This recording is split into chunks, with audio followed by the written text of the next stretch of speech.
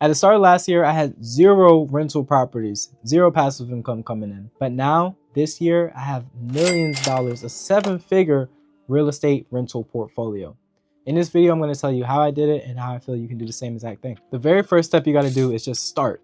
And I know that seems simple, but a lot of people don't do that. A lot of people will do, grandma, if you're watching this, forgive me for saying this word, but mental masturbation.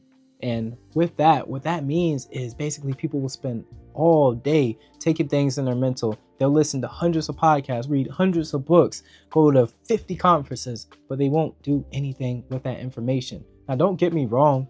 Doing all these things are good. You always want to intake information. I'm a big proponent of taking in information, but you need to start. You need to actually do something with it. I know I was one of those people in that same exact situation.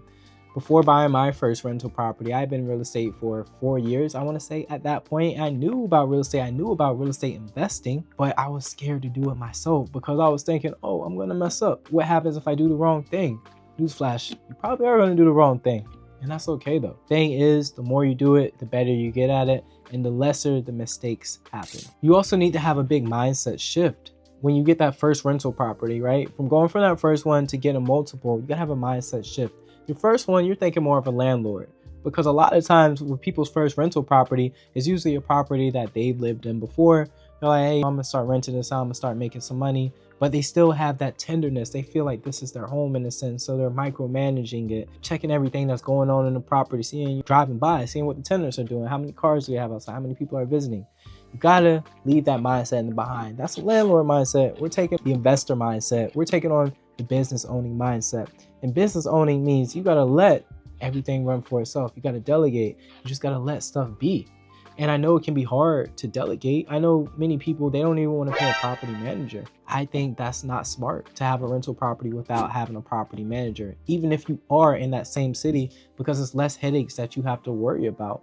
When you are managing any property, to be honest with you, and especially if it's yours, do you want tenants calling you at 3 a.m. saying the toilet's leaking, saying all these things are happening? No, you don't want that happening. Not only is it a nuisance, it's annoying, but it's taking away time and energy from you that you could be using to find the next deal. And if we're talking about running this as a business, we always got to be hunting to finding for the next deal. And if we're really talking about having it as a business, then you can have people who are working on that behalf to find the next deal, and you just step into your role as the owner, banking in all the money. So a lot of people will ask, how do I get the money to purchase rental properties? Because if we're talking about investment properties, that's usually a 20% down payment. So they're like, dang, I already had to put 20% down for this property. Now I put 20% down again. That can be a lot of money. We're talking, near $100,000 in many cases. So I'm going to tell you exactly what you can do to get that money. One method is you can purchase homes via creative financing, and you can eliminate, or not eliminate, but you can definitely mitigate your upfront costs and get that way down. You can get it 10 times lower, to be honest with you, if you purchase home via creative financing. Now, if you don't want to go the creative financing route, you can still have multiple rental properties with traditional financing. Well, with that 20% down payment, what you can do is you can take a HELOC from your previous properties. HELOC is a home equity line of credit. So let's say we have a property right here, your first property, right?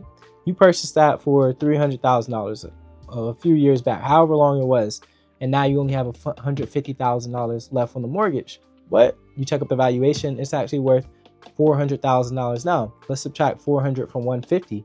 That's going to give us $250,000 of equity. Now, from that equity, you can pull a line of credit. From that, you can take that 20% down from that 250, and you can put that in a new property. That is how a lot of people do achieve wealth without having to have a high income salary or anything like that. They just pull from their line of equity. They pull the equity from their homes and they just invest in it. My mindset on that changed when I heard Grant Cardone speak last year, and he was saying basically, well, I'm not gonna say this is 100% accurate. This is his words, but he was saying that you're dumb if you have any equity in your house. Remember, that's his mindset. That's just how he feels. I'm not saying I agree with it, but let your money make money also too. What's the point of just having equity just sitting? So that's something to factor in. And if you want to figure out how you can get additional money to purchase these properties. So things I look for when I'm purchasing a rental property is, for me personally, I want at least 3 bedrooms and 2 bathrooms in my property. And I want a location that is appealing. Notice I didn't say good or bad. As a licensed agent, I cannot say good or bad, but I do want a location that's appealing, that's constantly appreciating. A lot of times I'm going to look for a house in a developing neighborhood, because when the neighborhood is developing, guess what? The prices are going to constantly go up.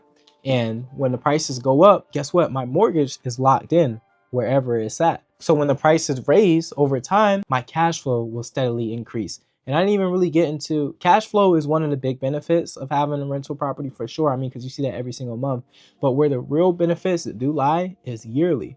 When you save so much money on taxes, there's so much tax strategies when it comes to rentals. We're talking about depreciation, cost segregation, all of these more advanced things that you can talk to your accountant about, because I'm not a licensed accountant, so I'm not going to get into it.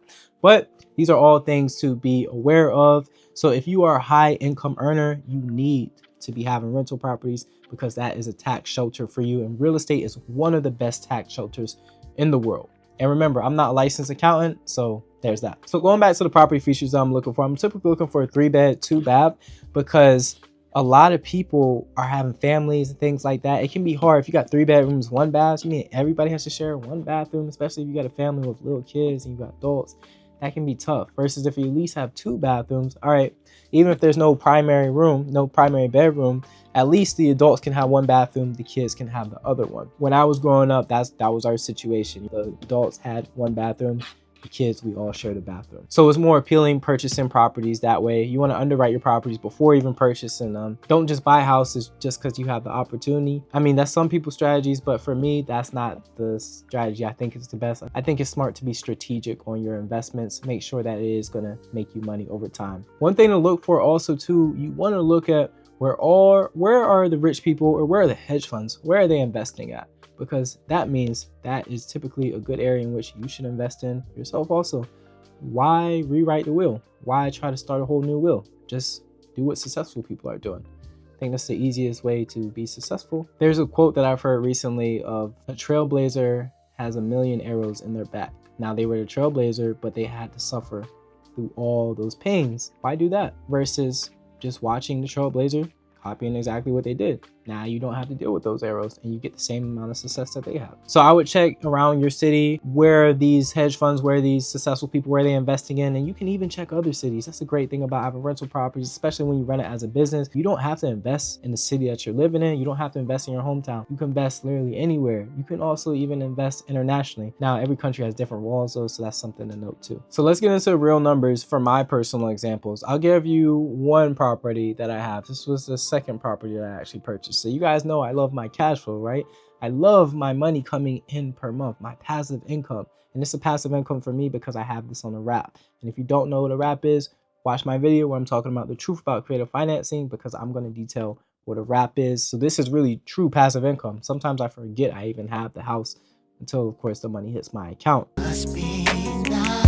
For this particular house, my mortgage is $1,700, but my tenant, they pay me $2,500. So if we subtract that, that's $800 there.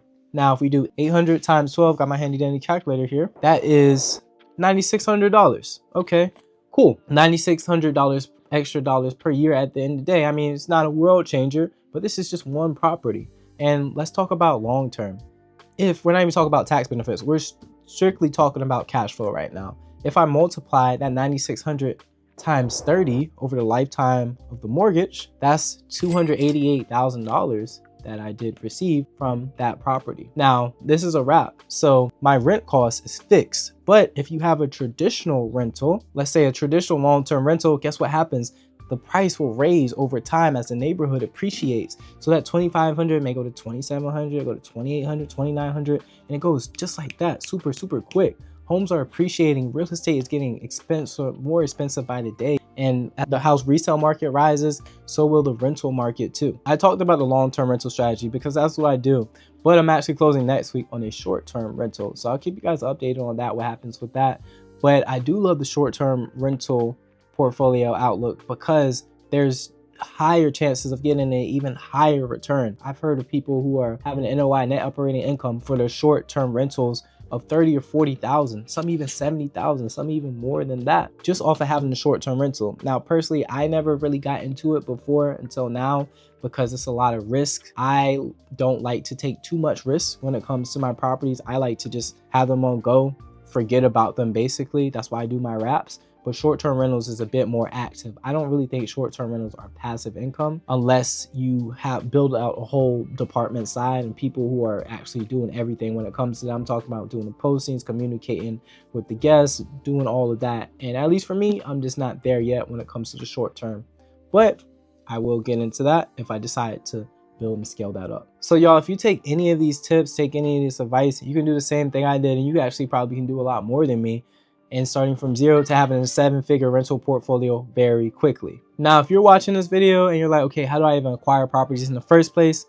Take a look at my other videos, especially the real estate investing videos, because I do detail how you can acquire properties in a multitude of ways. And make sure you share this video also with a potential real estate investor, somebody who's looking to get that passive income, that income coming in their pocket every single month, stress-free. You guys have seen me on vacations. You guys have seen me purchase nice things and such. A lot of that honestly is coming from the rental income that I get. At this point in life, my rental income can almost replace the active income that I have because I have such a low lifestyle, I will say, not a lavish lifestyle or anything like that.